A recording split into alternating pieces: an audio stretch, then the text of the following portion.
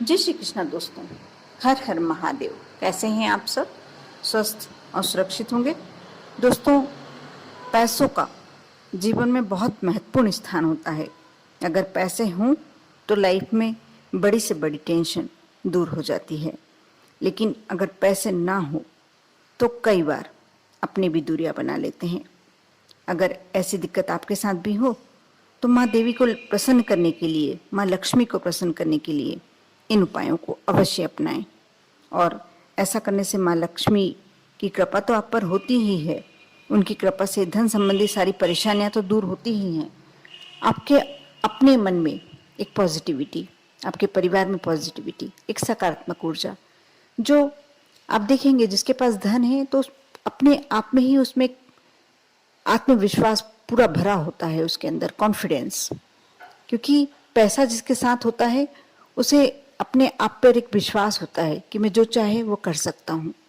और क्योंकि पैसे का महत्व बहुत ज़्यादा है हमारी ज़िंदगी में, हम पैसे से अपने सुख खरीद सकते हैं, सुविधा खरीद सकते हैं और अपनी ज़िंदगी को बहुत ही सहज बना सकते हैं। दोस्तों, यदि हम चाहते हैं कि हमारे घर में हमेशा बरकत बनी रहे या माँ लक्ष्मी की कृपा हम पर हमेशा रहे, तो हमें घर में या बाहर कहीं भी आप भोजन करने के लिए जाते हैं, अन्न का अपमान कभी भी नहीं करना चाहिए। हमेशा इस बात का ध्यान रखें कि आप कहीं भी भोजन कर रहे हैं, ऐसा नहीं कि शादी में जा रहे हैं तो हमारा क्या जाएगा। आप उतना ही खाना अपनी प्लेट में लें जितना आपको खाना है, क्योंकि आप थोड़ा सा भी अनाज का दाना फेंकते हैं, एक तरह से माँ अन्नपूर्णा का अपमान होता है।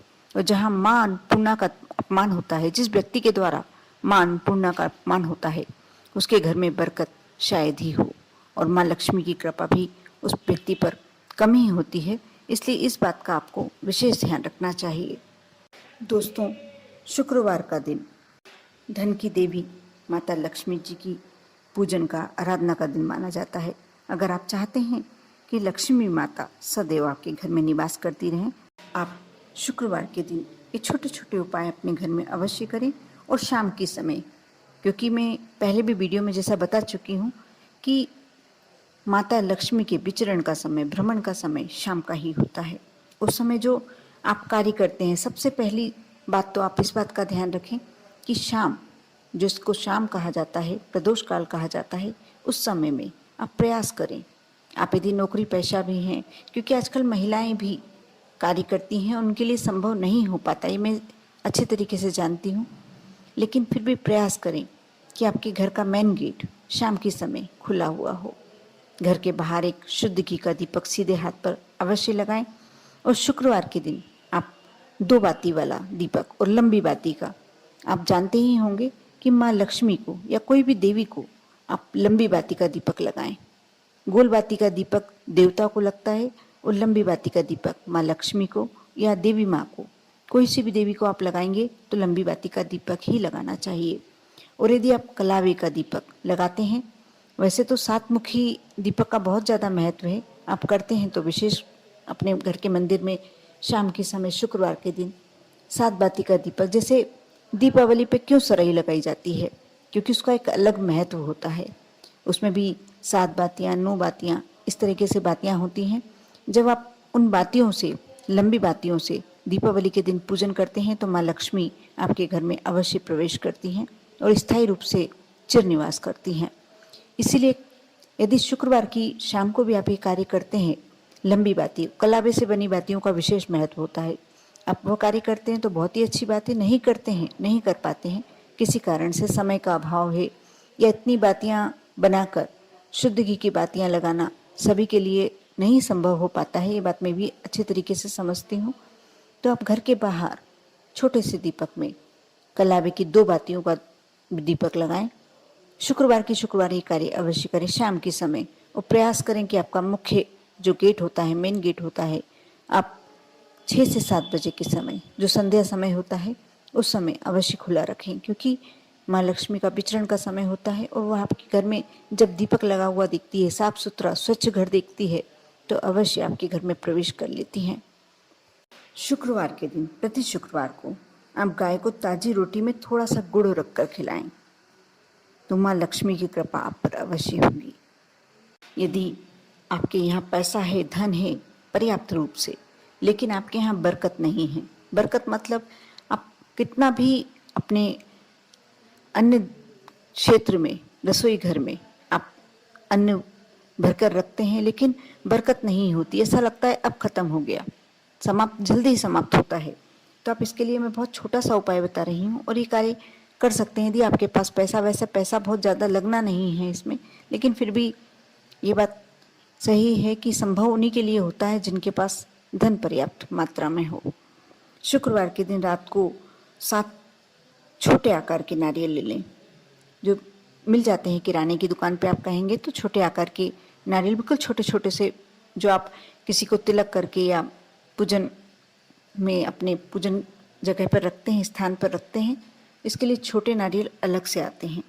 7 छोटे आकार के नारियल ले लें और उसको एक पीले कपड़े में बांधकर घर की रसोई में पूर्व दिशा वाले कोने में बांध दें। ऐसा करने से घर में बरकत बनेगी, अन्न धन की कभी भी कमी नहीं होगी।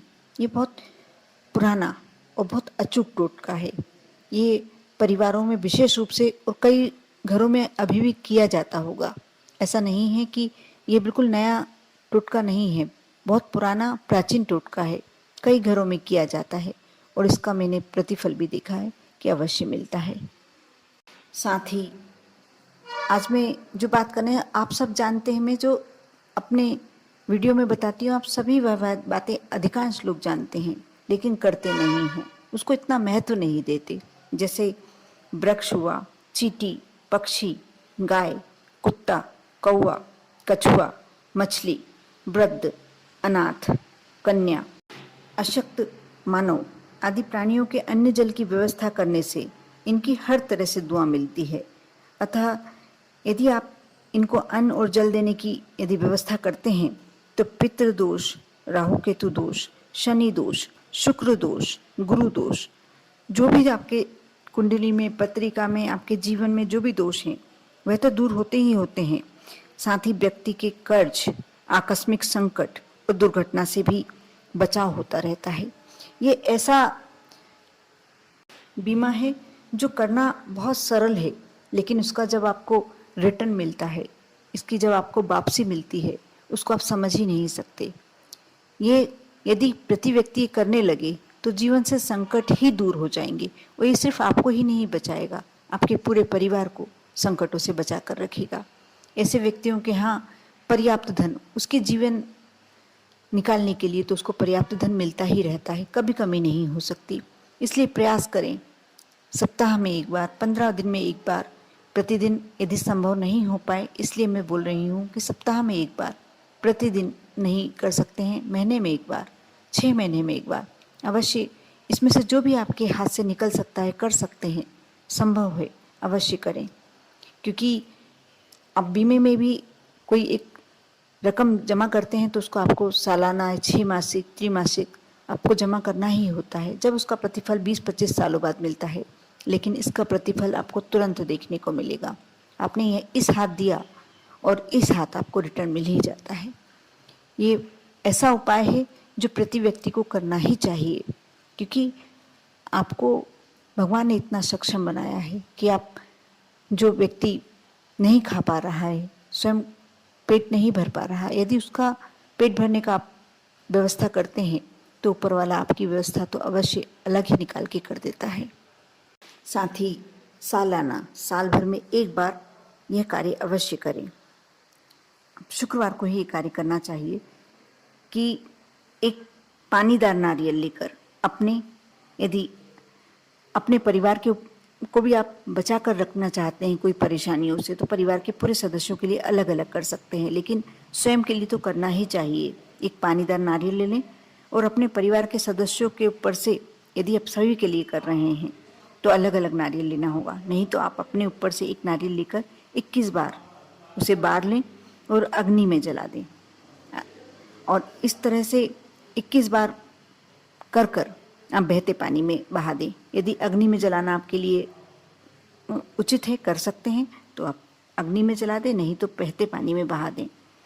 और दूसरा कार्य, यदि यह नहीं कर पा रहे हैं तो दूसरा कार्य, तांबे के लोटे में जल भरकर उसे सिरहाने रखकर सोएं और सुबह उठते ही ये कार्य भी आप शुक्रवार की रात को करें और शनिवार की सुबह आप उसे बाहर ढोल दें, फेंक दें। यदि आसपास कहीं किंकर का वृक्ष है तो उसमें डाल दें। तीसरा कार्य, काला और सफ़ेद 2 रंगी कंबल हो तो ये आप ले लें, 21 बार अपने ऊपर से किसी को बार कर किसी गरीब को दे दें। चौथा कार्य, बहते पानी में रेवड़ियाँ, बताशे, शहद या सिंदूर जो भी आपके पास हो, उपलब्ध हो, वह बहाएं। चारों चीज़ में से आप एक चीज़ भी ले आ सकते हैं तो अवश्य ले जाएं। पांचवा कार्य, कभी कभी अपनी आँखों में सप्ताह में, महीने में एक बार सुरमा, काजल अवश्य लगाएं। ये पांचों बातें मैंने इसलिए बताई है कि इसमें से जो भी आप कर सकते हैं, एक कर सकते हैं तो एक करें, 2 कर सकते हैं तो जितने आप कर सकते हैं।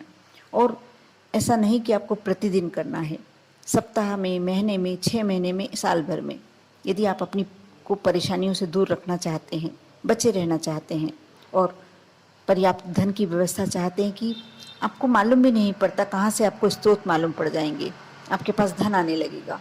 लेकिन इन कार्यों से प्रयास तो आपको करना होगा, मेहनत भी आपको ही करनी होगी, लेकिन हाँ, ऊपर वाला आपके समक्ष कार्य का एक रूपरेखा अवश्य रख देगा। उस रूपरेखा पर आपको चलना होगा और आपको हर जगह सफलता प्राप्त होगी। साथ ही एक सबसे अचूक उपाय बता रही हूँ।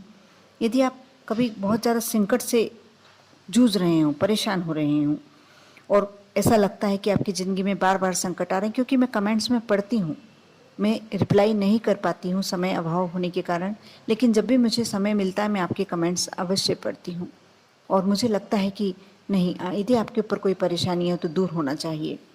जब भी आपको ऐसा लगे कि आप बहुत ज़्यादा संकट से घिर गए हैं, बहुत ज़्यादा परेशानी से घिर गए हैं, तो आप शमशान के पास से जब भी गुजरें, भले ही एक सिक्का, 1 रुपये का सिक्का शमशान की तरफ फेंकते हुए घर से निकल जाएं, उधर से निकल कर घर आ जाएं। बस पीछे पलट कर ना देखें। देखना आपकी परेशानी, आपके संकट कैसे आपके ऊपर से दूर होते हैं। कर देखें, विश्वास बनाए रखें। आपका विश्वास ही आपको सफलता दिलाता है। उपाय तो सिर्फ एक माध्यम है। कर देखें। आप पर और आपके पूरे परिवार पर भोलेनाथ की कृपा तो बनी ही हुई है, हमेशा बनी रहे। ओम नमः शिवाय।